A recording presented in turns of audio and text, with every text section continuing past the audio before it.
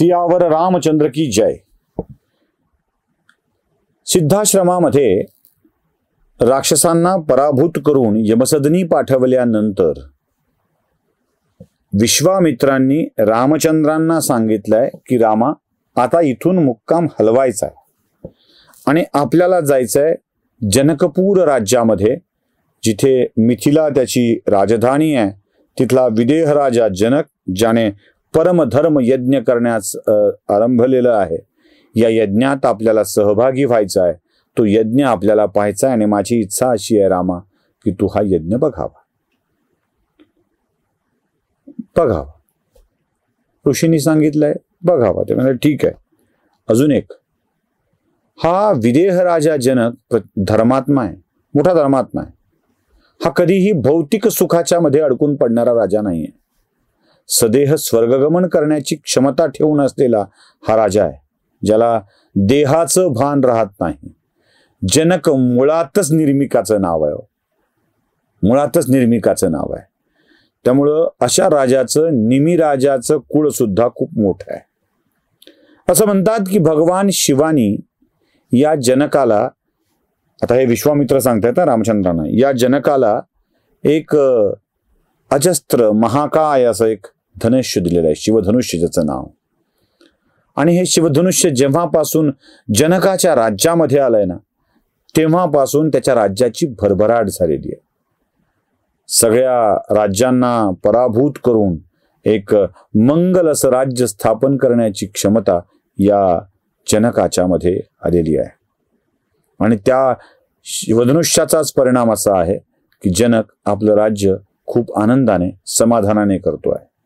एवढंच नाही तर त्रास देणाऱ्या राज्याला संपवून त्या राज्यावरती आपल्या भावाला सुद्धा जनकाने नियुक्त केलेलं आहे. हा तोच भाऊ जो पुढे भरत आणि शत्रुघ्नाचा सासरा होणार आहे. त्यालाही 2 कन्या आहेत, त्यांचा सासरा होणार आहे. आता या जनकाच्याकडं आपल्याला जायचं आहे, परमधर्म यज्ञात सहभागी व्हायचं आहे आणि हे शिवधनुष्य सुद्धा तुला बघायचं आहे. ते म्हणजे बघू, बघायला काय, इथे तुला आणखी काही दिव्य पुरुषांच्या गाठीभेटी होणार आहेत, काही मळभ तुला दूर करायची आहे. ठीक आहे, करूया, तेही करूया. जे तुम्ही म्हणाल ते करूया. अर्थात देवाचं कसं असतं माहितीये का, ते कुणीतरी सांगावं लागतं हे कर, म्हणून त्यांच्याकडून झालं वाटवायसाठी देव हे करतात. ते म्हणाले हे धनुष्य फार प्रचंड आहे, महाशक्तिशाली आहे. या धनुष्याचं वैशिष्ट्य असं आहे की आत्तापर्यंत देव, गण, गंधर्व, मनुष्यातला कोणताही शक्तिशाली वीर आणि महाप्रतापी शक्तिशाली दानव सुद्धा या धनुष्यावर प्रत्यंचा चढवू शकलेले नाहीत. अरे अनेकांच्या नशिबात तर या धनुष्याला स्पर्श करणं सुद्धा नाही. ज्यांना स्पर्श करायला मिळालाय त्यांना उचलता आलेलं नाही. उचलून प्रत्यंचा लावणं तर अजून लांबची गोष्ट आहे. त्यामुळे मला असं वाटतंय रामा की या धनुष्याचं, दिव्य धनुष्याचं तू दर्शन सुद्धा घ्यावंस. तसं केलं तर तुझ्या दिव्यत्वामध्ये अजून मोठी वाढ होईल. तुम्हाला हरकत नाही, तसं करूया. आणि मग विश्वामित्र, प्रभू रामचंद्र, लक्ष्मण आणि सिद्धाश्रमातले यज्ञ पूर्ण करून काही ऋषीगण, असं म्हणतात की त्यावेळेला 100 गाड्या भरून ऋषी निघालेले होते. एका गाडीत 4 जरी म्हणलं तरी किमान 400-500 ऋषी तरी असतील. मग काय, राम निघाले म्हणल्यावर, एकदा रामाने सिद्धाश्रम सोडायचं ठरवल्यावर तिथले पशु, पक्षी, प्राणी सगळेच चैतन्यच रामचंद्रांच्या सोबत निघालं होतं. रामचंद्र थांबले. त्याने सगळ्या पशुपक्ष्यांना आणि प्राण्यांना विनंती केली की या सिद्धाश्रमाचं पावित्र्य, या सिद्धाश्रमाचं सौंदर्य आपल्यामुळं आहे. आपणही माझ्यासोबत याल तर या सिद्धाश्रमाचं सौंदर्य लोप पावेल. तेव्हा मी तुम्हाला विनंती करतो की आपण इथून परत जावं, आम्ही पुढे जाऊ. विश्वामित्रांच्या सोबत असलेले काही ऋषी आणि रामचंद्र, लक्ष्मण, विश्वामित्र असे त्या दिशेने निघालेले आहेत, मिथिलेच्या दिशेने. आता हा प्रवास जरा विलक्षण आहे बरं का. खूप काही गोष्टी करणार आहेत रामचंद्रांना, खूप काही गोष्टी. इथे विश्वामित्रांची खरी ओळख रामचंद्रांना होणार आहे, खरी ओळख. कारण ज्या प्रांतातून जाणार आहेत ना, त्या प्रांताशी महर्षी विश्वामित्रांचं अनोखं नातं आहे. आता एक एक नदी पार करत जायचं आहे. म्हणजे पहिल्यांदा लागणार आहे तो शोणभद्रेचा परिसर, शोणभद्रा पार करायची आहे, मग गंगा पार करायची आहे. अशा सगळ्या प्रवासात करत करत करत करत पलीकडे जायचं आहे. आणि गंगेच्या उत्तर तीरावर गेल्यानंतरच मिथिलेमध्ये प्रवेश मिळणार आहे.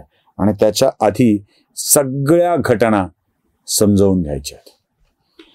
शोणभद्रा नदीच्या तीरावरती शांतपणे बसलेल्या रामचंद्रांनी तो परिसर खूप आवडला आहे, खूप सुंदर आहे. आणि साहजिकच रामचंद्र विश्वामित्रांना प्रश्न करतायत, महर्षी, आपण ज्या प्रदेशामध्ये आहोत तो फारच सुंदर दिसतोय आणि तुम्ही इथे फार रमल्यासारखे वाटताय, काहीतरी आठवल्यासारखं वाटतंय. काय आहे या परिसराचं महत्व, सांगाल का? मंदस स्मित करत आपल्या जुन्या आठवणीत हरवलेल्या विश्वामित्रांनी भानावर आल्यासारखं, काय म्हणालास रामा? काय नाही म्हणीवर. हा प्रदेश नेमका कोणता ते विचारतोय, सांगू शकाल? काय हा परिसर? ते म्हणाल, तुला ऐकायचंय ना, चल सांगतो हा परिसर काय येतो. तुम्ही नीट ऐकून घ्या. विश्वामित्रांची सगळी कुळकथाच तुमच्या लक्षात येईल. शोणभद्रेच्या तीरावरचा हा परिसर. ते म्हणाले, खूप खूप वर्षापूर्वी कुश नावाचा एक महातपस्वी राजा होऊन गेला. शब्द नीट ऐकताय ना? कुश नावाचा एक महातपस्वी राजा होऊन गेला. विश्वामित्र सुद्धा क्षत्रिय कुळातले आणि ते महातपस्वी होते. राजा सुद्धा महातपस्वी असायचा, हे लक्षात घ्यायचं. राजा सुद्धा, क्षत्रिय सुद्धा महातपस्वी असायचा. हा कुश नावाचा महातपस्वी राजा थेट ब्रह्मदेवाचा पुत्र, ब्रह्माचा पुत्र असल्यामुळे याच्या महातपस्वी असण्याला अजूनच झळाळी प्राप्त झालेली. आपला राज्यकारभार अत्यंत आनंदाने समाधानाने करणारा हा कुश नावाचा राजा, याचं विदर्भ देशाचा राजा उत्तप याच्या मुलीशी विवाह झालेला. कुठे? उत्तर भारत, नेपाळचा परिसर जवळचा सीमावर्ती भाग. आणि कुठे? विदर्भ राजा. या विदर्भ राजाच्या, उत्तप नावाच्या विदर्भ राजाच्या कन्येसोबत त्याचा विवाह झाला होता. आणि या विदर्भ कन्या आणि तो राजा कुश यांना 4 पुत्रांची प्राप्ती झालेली होती. या 4ही पुत्रांची वेगवेगळी वैशिष्ट्ये आहेत. एक कुशांब नावाचा पुत्र, दुसरा हा जो तेजस्वी आहे, प्रचंड तेजस्वी आहे कुशांब. दुसरा कुशनाभ नावाचा पुत्र जो अत्यंत धर्मात्मा आहे. असुर तरजस नावाचा तिसरा पुत्र जो प्रचंड बुद्धिमान आहे. आणि चौथा पुत्र वसु जो महात्मा आहे. या 4 पुत्रांच्यासाठी राजाने मनात काही वेगळंच योजलेलं होतं. आपल्या तेजस्वी, धर्मात्मा, बुद्धिमान, महात्मा पुत्रांना राजानं बोलवलं आणि सांगितलं, तुमच्या बळाच्या जोरावर तुम्हाला आपापलं राज्य निर्माण करावं लागेल. आणि त्या 4ही पुत्रांनी आपापलं राज्य निर्माण केलं. या राज्यांची नावं सुद्धा बघा. कुशांबाने जी नगरी स्थापन केली त्याचं नाव कौशांबी. कुशनाभाने जी नगरी स्थापन केली तिचं नाव महोदय. असुर तरजसने जी नगरी स्थापन केली तिचं नाव धर्मारण्य. आणि वसुने जी नगरी स्थापन केली तिचं नाव गिरिव्रज.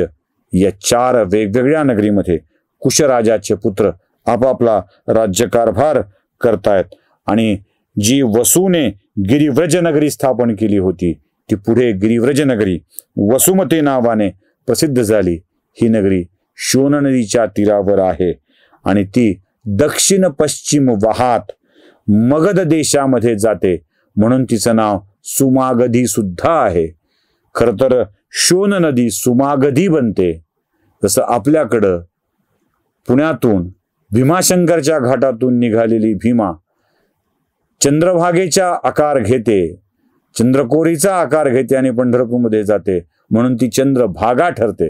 तशी मगध देशात जाणारी ही नगरी, ही नदी पुढे सुमागधी ठरते आणि या सुमागधीच्याच स्पर्शाने हा परिसर अत्यंत उत्तम झाला आहे. या वसु नावाच्या कुशाच्या पुत्राचा विवाह घृताची नावाच्या अप्सरेशी होतो आणि त्यापासून तिला 100 कन्यांची प्राप्ती होते आणि या 100 कन्याच पुढे एक अनोखा इतिहास रचतात. तीच कथा रामा मी तुला सांगणार आहे आणि ती कथा माझ्या आयुष्याशी निगडीत आहे. काय ती कथा बघूया पुढच्या भागामध्ये. सियावर रामचंद्र की जय.